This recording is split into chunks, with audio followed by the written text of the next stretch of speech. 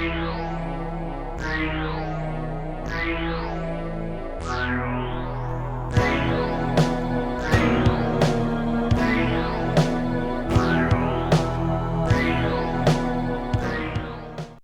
back to SledgeHammer Horror Guys. I am Ken Sledge. And I'm Ashley Sledge. And today we are going to be doing our best detective work to get to the bottom of Devil, the 2010 M. Night Shyamalan produced movie. Before we get started, we do want to say there are spoilers ahead. If you haven't seen this movie, please watch it on any streaming services or any home media services that you can before you watch this, because we will be spoiling the movie. So the movie actually begins with an upside down cropping view of the city. Yeah. Like New York City or something? I believe it's supposed to be New York like City. New York City. And we go to we see the title card, and we cut to a janitor that is buffing a floor inside of a big office building. Mm-hmm. When we see a person falling to their death. They land on a truck. The truck, then it was hit so hard that it kind of just rolls down to the street. We see the truck rolling down the street, and then we cut to inside a diner where we meet Detective Bowden. Mm-hmm. He's our main protagonist in the movie. He is sitting with his AA sponsor, talking about how he's gone 6 months now without a drink. Mm-hmm. He's getting a little bit better. We find out that his wife and son were killed in a drunk driving accident, so it's a little bit heavy. Mm-hmm. When Bowden leaves, he goes and he meets up with his partner, and they go to the crime scene. He's examining the truck when he notices the body has a rosary in its hand, so he determines this was a suicide. Yeah, because no one's going to run away from a killer or someone throwing them out and grab a rosary. Yeah, they're not going to grab a rosary and start praying to God. Now, it cuts from there, and we go back to the building, and they're doing a really awesome pan shot across the whole building, mm-hmm. and we see all 5 of our people that we are going to get to know throughout this movie. They all end up going into the same elevator together, and the elevator shuts down, gets locked up, it gets stuck. This is where we meet Ramirez and Lustig. They're the security guards that are going to be watching the film and seeing what's happening mm-hmm. to these people inside the elevator. That something's happening with the number 6 elevator. Yep, elevator number 6. It's in inspection mode, but the speaker's not working. The people in the elevator can hear us, the detectives, and the people that are working on the elevator mm-hmm. and the security guards, but we can't hear anything inside the elevator from their point of view. So inside we have a businessman, a young lady, an old lady, mm-hmm. a security guard, and a mechanic. At this point, we don't know their names, and we really don't know anything about these people.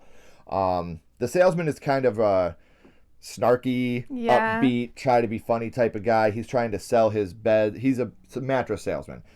He's trying to sell his mattresses. Everybody's kind of annoyed with him. Well, at one point, Sarah, the young lady, turns and says, "Did you just grab my ass?" And he was like, "No." He was like, "I didn't touch you." Don't flatter yourself, sweetheart. Yeah. And at this point, it kind of gets everybody's kind of getting angsty and turning against him at this point. Mm-hmm. And the lights start to flicker. And this is where Ramirez sees a face in the monitor. So Ramirez is now freaking out. Yeah, you can see it on his face that he knows that something's up. Yep. And he believes in the devil, he believes in God, and this is something that we're going to get much more into as the story progresses. Mm-hmm. You can see the look of fear on his face, though, when he sees the face in the monitor. The lights go out again, and the young lady is on the ground, and she's got a big cut on her back. Mm-hmm. And the salesman has blood on him. Yes. And the security guard asks him, "Why you got blood on you?" He says, "Well, she fell into me." And now they're really starting to get... Yeah, they're kind of they're really turning against him. And during the whole movie, mm-hmm. Nobody knows each other, so They don't know what anyone's capable of in the elevator, so... And this is the point where Lustig and Ramirez now they call the cops. Bowden gets the call. He's right outside the building, so he says he'll go in. Conveniently. Yeah. Because this is the same building where the person had dropped at the beginning. So I don't know if we mentioned that or not, but this is all taking place in the same building. So Bowden was right outside. He says he'll go in. It's 333 Locust Street. He's like, "I'm right here. I'll go inside and take care of this." They go in, and Bowden starts to talk to the people in there. "Hey, I'm a detective. Why don't you guys put your IDs up so we can get an idea of who you are?" Obviously, she couldn't read them because of how horrible the video was in the elevator. So now the lights go out again. We hear the mirror shatter. When the lights come back on, we find out that the salesman, whose name is Vince McCormick, has a shard of glass in his neck, and he's bleeding out on the ground. So it couldn't have been him. So now, who are we going to turn to? Right. Now, this is the part where Ramirez starts to tell him that the devil is here. Yeah. The devil is doing this. It starts with a suicide, and Detective Bowen is like, okay, save your campfire stories for, somebody else, because this is nonsense. And this is the point when Ramirez is telling him all this. Bowden eventually just takes a note out of his pocket and he throws it on the table, and it's a car wash coupon. Yes. And on the back of it, it says, "I'm so sorry." And Bowden says, "My wife and son were killed 5 years ago in a car accident on Bethlehem Pike." Mm-hmm. And the person just left a heartfelt note on the back of a car wash coupon saying how sorry they were. So no, I don't believe in the devil because people are evil enough. So at this point, Dwight, the maintenance guy, is trying to go down the elevator shaft to see what's going on, because up top he says everything looks normal. So he falls to his death on top of the elevator. And they can hear him. But again, they can't hear inside the elevator. Well, they can hear the other security guards saying, "Dwight, where are you at? Come on, dude." Then they tell him, "We can hear you." So they tell him to switch to channel 8. Now they're all speaking on the radio where they can't hear inside the elevator. And they're trying to let him know he's up on top, he's dead. And you can see the blood pooling into the glass. Now we find out everybody's names here. They go to the front. We find out Sarah Caraway is the young lady. The old lady is Jane Kowski. Vince McCormick was the salesman. The security guard is Ben Carson. But we still don't know who the mechanic is. He never signed in. He never signed in. So we can't figure out who he is at this point. So as they're watching the tape, we see the mechanic walk in with a satchel at the beginning. And now Detective Bowden is like, "Where's that satchel? He had a satchel on. Where's that satchel now?" So they're searching everywhere for the satchel, and they're like, "Where would a satchel be? Or where would you hide something?" So they go into the bathroom and find it under the sink. And this is where the lights start flickering again. And when the lights come back on, the old lady, Jane Kowski, is hanging. She had been hanged by one of the lights that had fallen out, and she's hanging there dead. And now we're starting to really feel something is going on. This is something that Ramirez says it's the devil. He never does this in secret. These people are watching for a reason. And he always kills the last person in front of the person that they love the most, just to make cynics out of all of us. The mechanic takes Jane down and he sets her on the floor because he doesn't want to see her hanging like that anymore. They think when they found the tools, now they're starting to think the mechanic is part of this. Yeah. Well, he says, could all these tools, mess up a elevator? And the detective was like, I have no idea. I don't fucking know. I'm sure they could. Bowden asks Ramirez, "How does your story end? How does this end for all of us?" So Ramirez says, "You can't. They all die." And now Lustig, the other security guard, he goes down to the basement to try to get the kill switch to make sure the fire department's there, and they're drilling through the wall, and they want to make sure they're not hitting any electricity, any water mains. So he goes down there to shut it off. He gets electrocuted, comes up the stairs, and he dies. At this point, we see a lady that's been trying to get into the building, a younger lady. She's got a tattoo on her neck. She finally sneaks her way in with all the distraction of this guy getting electrocuted. Everybody's all surrounding him. Yeah, because at this point, the whole building is locked down. Yep. They lock everything down after the lady gets hung. He's like, okay. Yep. Now, Ben and the mechanic are really going at each other at this point. And Sarah Caraway is telling Ben, "Kill him, Ben, so he can't kill us." They get in a fight. They get separated. The lights all go off. When the lights come back on, we see Ben on the floor, and his head has been completely twisted around the other way. Yeah. Now it's like it's either the mechanic. Yeah, it's like you against me at this point. So they both grab a piece of glass from the ground and are in each, they're in their corners. Like it's either me or you. Yep. Now Bowden's watching again because at this point I do want to let you guys know we're skipping a bunch of plot lines. Yeah. They think that Ben was going to try to kill Sarah because she was getting a divorce from her husband. And she married for money. Yep. She was taking his money, and she was afraid that he was going to kill her. So they put that in there. Yeah. And it's just not really too essential to the plot. But Ben is part of Caraway Security, which her husband was Mr. Caraway. So they thought at this point Ben was in there to kill her but he was killing other people to make it look less suspicious, so the husband wouldn't be suspected of a crime because they killed a bunch of people, not just the wife. So now Bowden asks Ramirez again, how do I save them? And Ramirez says you can't because they're never going to see themselves for what they really are. So when the devil comes to take them, they don't see themselves as human beings or as what the evil things that they are. Yeah, they don't see themselves as Obviously, evil. people don't see themselves as evil. This is where Bowden gives a pretty powerful speech. Yeah. 6 months ago, I checked into a motel to drink myself to death. But you got to take responsibility. Look at what you guys are doing. You have to be responsible for your own actions. The lights go out again, and when they come back on, Sarah's throat is slit. And she's laying there, and now the mechanic has got blood on his hands. And now we know the mechanic's the one that's been doing it the whole time. Now, when the woman from earlier gets escorted into the room, and she looks and she says, Tony.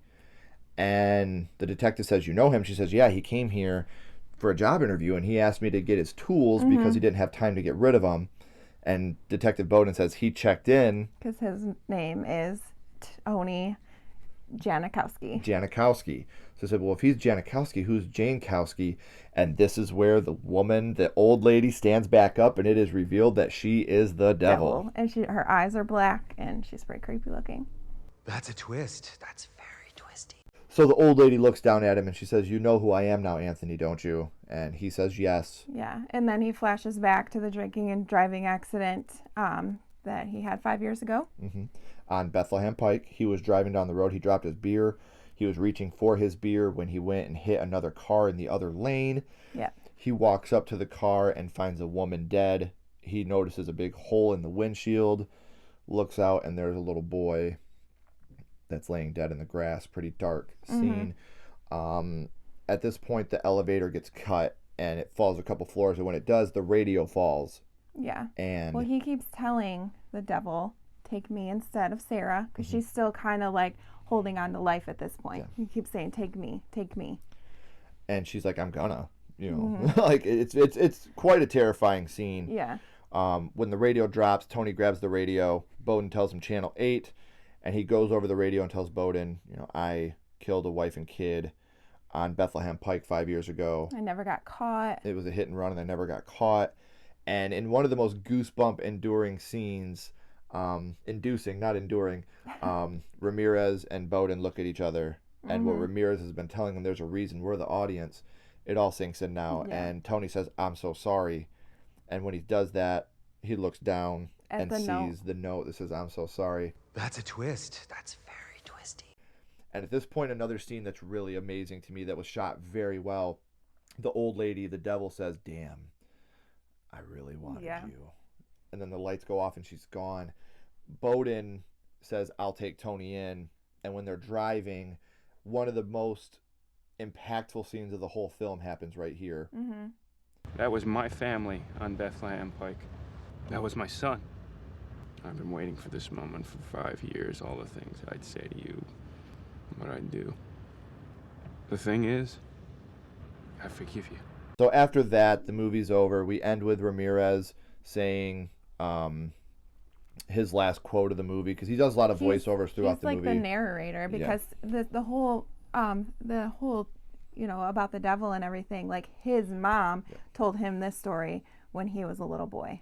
So this movie had a couple different twists to it. Yeah, absolutely, I agree. The old lady twist was good. Yeah. That was a good twist. Because you didn't think that, it was the old lady that was killing everybody. But what made it even more powerful was the setup. When you hit that twist, you kind of let your guard down. Yeah. Like, oh, well, here's the twist we've been waiting for. And then right after, they hit you with the other twist that Tony was the one that had killed his wife Detective Bowden's wife and son. And, the overall theme of this movie to me is forgiveness and taking responsibility for your actions. And to watch Bowden forgive him at the end, just the way he's like, what I would say to you, what I would do when I finally seen you again. But the thing is, I forgive you, like that. And the power. I think that is a twist in itself. That's a twist. That's very twisty.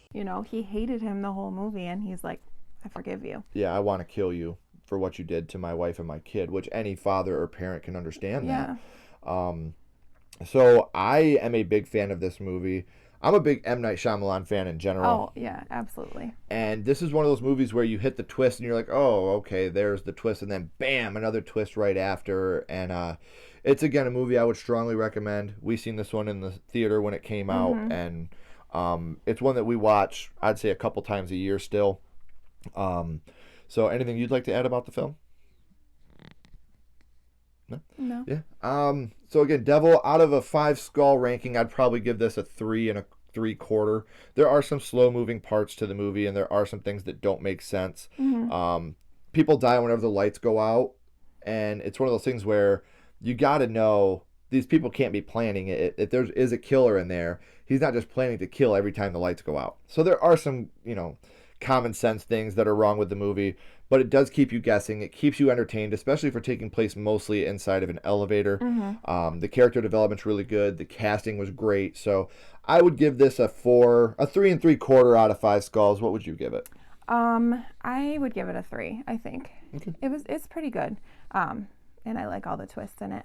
But I did lie. There is something I want to add. What? In the end, where the credits start to go up and the city is turned back around, I love that shot.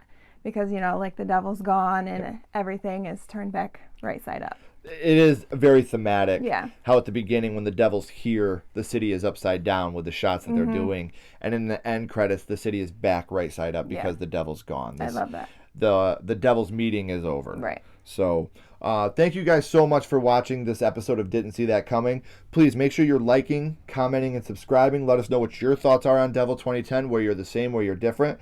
As always, I'm Ken Sledge. And I'm Ashley Sledge. Stay what you are. Keep talking horror. And we'll see you guys soon. Bye.